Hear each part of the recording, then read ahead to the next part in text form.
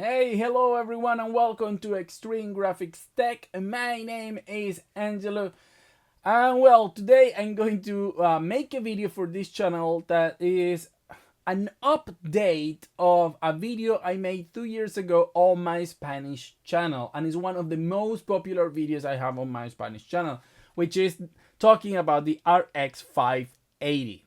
I didn't have this English channel like 2 years ago, so I never actually made a video for this English channel about the RX 580. At the time, I guess it became very popular because we were getting out of the pandemic, and the GPUs, this was one of the more affordable used CPUs on the market, because a lot of people were just, from mining, throwing them around. You can find them on AliExpress, on eBay, and everywhere. And well, lots of people wanted to know how good it was, I guess, for any type of games. So 2 years after, I am updating the video for the RX 580 8GB version, just for my Spanish channel, but I thought it would be interesting to also bring that update here, even if the original video is not part of this channel. So there is a different reason why this card is so popular. To begin with, it has 8GB of VRAM, which when it came out, it was a lot. So it's still very useful compared to like the 1060, for example, that has 6GB, or other versions of the RX 570 and 580 that comes only with 4GB of VRAM. So the RX 580 with 8 is still very popular, and it's still a very capable car, as we're going to see. However, one thing I have to say is that AMD has discontinued support for the Polaris series and the Vega series, which means that there are no new drivers coming out for this card. However, I have to say that at the moment I tested, the latest driver for Adrenaline for AMD were available for this car. So I'm not sure if the version is going to keep updating, but they are not adding any new feature or optimizing anything for games or so on. I don't think that should be a problem, as long as there is not a new version of DirectX or Vulkan or anything like that that may break compatibility with this card. But just to let you know that the AMD is not supporting this car anymore. Okay, so of course, everything will depend on price on your country and so on. But let's first check the performance of this car, and then let's discuss it. Okay, so the first game I'm going to test is obviously one game from 2024, and this case is Tekken 8. And as you can see here, you can run the game at very stable 60 FPS at 1080p medium using TSR at 85%. Of course, you can use FSR2 or any other technique you prefer. I just use this because it's the one I like on this game. And as you can see, it runs very, very smooth. I tested different bouts, different fights, and the game always ran as smooth. There are some dips here and there to 58, 57, but there are normally when you execute some special move and there is a lot of particles or something, so it doesn't really interfere with the gameplay. And you wouldn't notice if you were not looking at those numbers over there. So that's a great start for the RX 580. Then another game from the 2024 that I wanted to test is the Grand Blue Fantasy Relink. This game uses a own engine, and I have to say that the graphical settings here are basically non-existent. There are some, but they don't do much and they don't really improve performance. So in this case, I'm using 1080p high because there is no point in lowering them. And then you are not going to get 60 FPS at all times, especially here in this part at the beginning, where you will get around 40 to 60. But at the beginning of the game, while you are on the ship, you can actually get very stable 60 FPS. So it's a very variable game, but I still, the fact that you can play this game in 2024 on the RX 580 at a very decent frame rate and quality, I think is an achievement for the RX 580.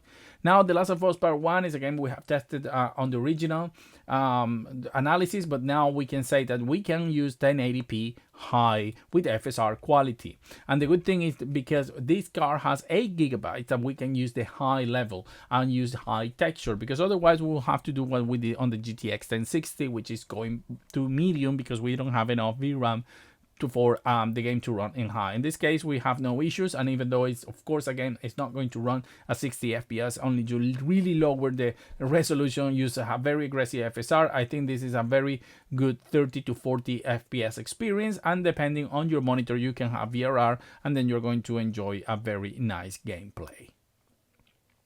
And this is a game that I'm just testing from the beginning, and I'm just testing it for the purpose of showing you new games, and it's Lives of P. The reason I'm saying all of this is because I'm very bad at this sort of game, and this is just the beginning of the game. And in this case, you can see that the game is running very good at 60 FPS. So for some reason, the frame time and the frame rate looks very jarring in the graph. Well, you can see that the 60 FPS is constant, and I didn't feel any problem while playing. I'm not sure what's going on there with the graph, but in any case, the game really runs well at 1080p native high, and wow, this game is very well optimized and it looks amazing. So yeah, I was pleasantly surprised, and the fact that the RX 580 is just flying in is just great. Another amazing game from 2023 at the end of it is Avatar, at least from a graphic perspective. I'm very advanced, though this is an area very advanced in the game.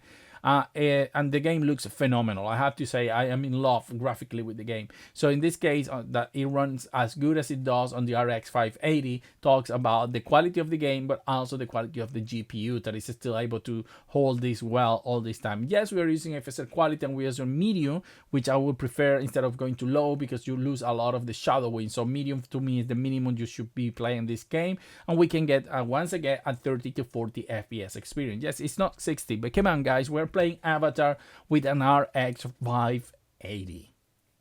Now, of course, this game had to be part, even it's an old game I tested many times before, but it's still Dying Light 2 is a game that I like to test because I think it's very well optimized, and you can see that here we're playing 1080p medium FSR quality. And oh my god, look how it flies. Now, I try to go 1080p high, but then it goes under 60 most of the time. And then without FSR, and it also goes under 60. So you have to combine both if you want to keep above 60 FPS. Yes, I died here. I should have picked another part of the game to record.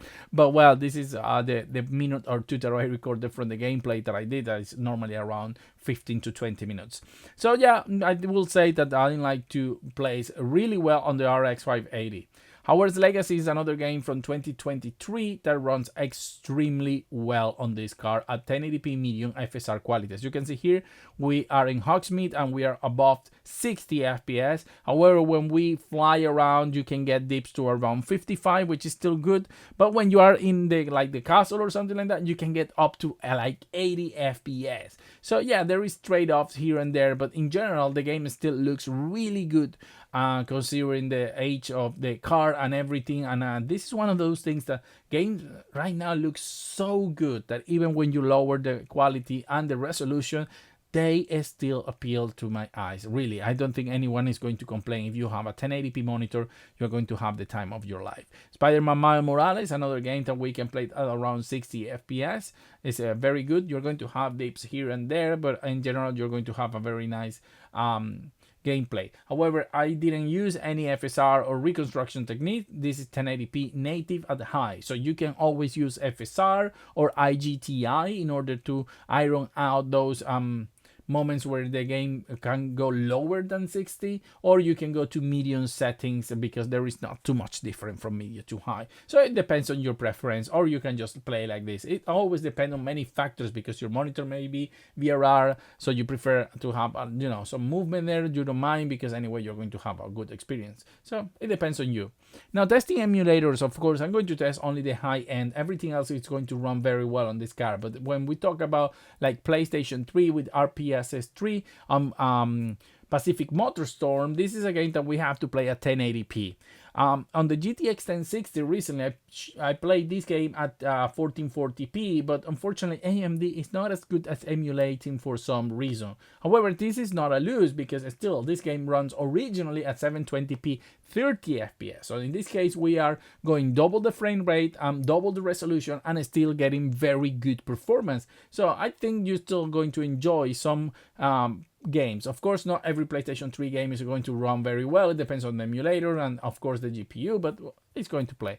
In the case of Nintendo Switch, I tested here Ryujinx with Tears of the Kingdom, and as you can see, the game runs. It has a lot of stop here and there because it's compiling shaders, but then they should disappear. However, you will have to play at 1x resolution. even though I had the frame rate on block up to 60 FPS, we barely hit 60 FPS ever. So I think the best will be to limit the game to 30 FPS, and that's it. And don't try to go 2x resolution or anything, because it's not going to be a very pleasant experience. But this is one of the most heavy games on the Nintendo Switch, and I think it still looks and runs very good, all things considered, in this GPU.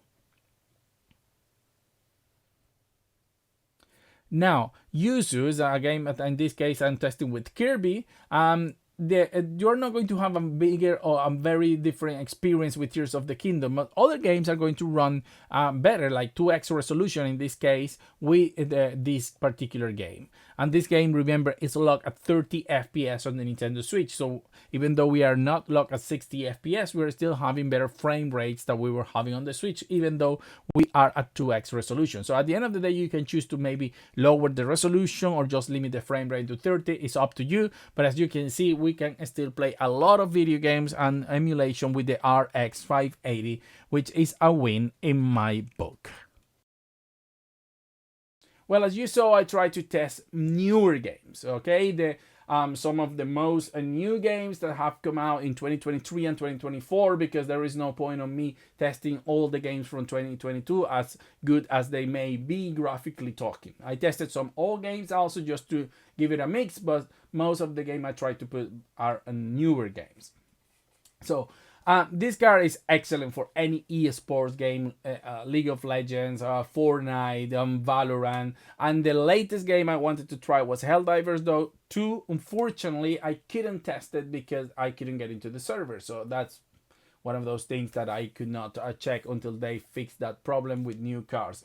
But anyway, with any other game we tested, this card is still very capable, and is even better than the recently tested on the channel 1060 because of the 8 GB of VRAM. We can do things like putting the textures on high on The Last of Us Part 1, but also in terms of raw performance in general, it's better than the 1060. It was around the same when they both came out, and of course some games are more optimized for Nvidia, so those games are still going to be better, but in general this GPU has more performance. However, that performance is not really a game changer, because even though it's more performant, it's only going to give you like 5 or maybe 10 frames on some game, but if you're already playing at 30, it's not going to magically take you from 30 to 60, okay? Or you can go from medium to high setting in some games because still you don't have enough power, but it's good to have that extra headroom. However, one part where the RX 580, and I think in general AMD cards don't perform that well, is an emulation for newer systems. Any old system, Dreamcast, PlayStation 2 and so on, you won't have any problems, but things like PlayStation 3 and Nintendo Switch, these cards are not the best. You will be able to play and have nice performance, but not as good as Nvidia. I think Nvidia, I don't know if it's because the guys who program the emulator have better access to Nvidia, or Nvidia has better support for instructions and things that they need in order to emulate. I'm not quite sure what's the reason there. Maybe it's a mix of both, but the point is that if you want it for emulation, I think the 1060 is a better performance than the RX 580. However, in general, you are going to be able to play the games, no problems whatsoever, but you will have to lower the resolution or maybe limit the frame rate on some of the games. But for gaming, then you are going to have a better experience than with the 1060 on games like Avatar and so on, thanks to things like FSR, which have helped give these old cards new life. I think without FSR, most of the game will be unplayable on cards like the 1060 and the 580. But thanks to that, we are able to have a very good image quality and still be able to play, even if in some case you have to be content with around 30 to 40 FPS. I still think they are very playable frame rates to play. So yeah, well, that's an update. The RX 580 is still a very popular card that you can get for very cheap on the used market. It comes with 8 GB of VRAM, and I know every person's situation is different. I wouldn't say to you to build the main computer with this card in mind if you can go with something newer, but I understand that everybody has different situation, economy, prices in your countries are completely different, or man, maybe this is the only thing you can afford. You are going to have a very good gaming experience. However, I will recommend more this card for people like building a second system, or a not very centric gaming computer, like, oh well, I have a second computer and I don't want to go to waste and I want to put some GPU in there also to do some light gaming and things like that, then I think this will be a good choice. But if this has to be your main choice because you don't have the money or the capacity, depending on your country, to buy a better car, I still think you're going to enjoy it and still going to play some games with some limitations, but the important part at the end is that you're going to still get some joy out of those games. So there is the RX 580. This is still a very popular and probably one of the most popular AMD cards ever made. So to me, in 2024, this is still impressive what it can achieve and make games playable. So yeah, there you go. And as always, guys, as I said, see you on the next video.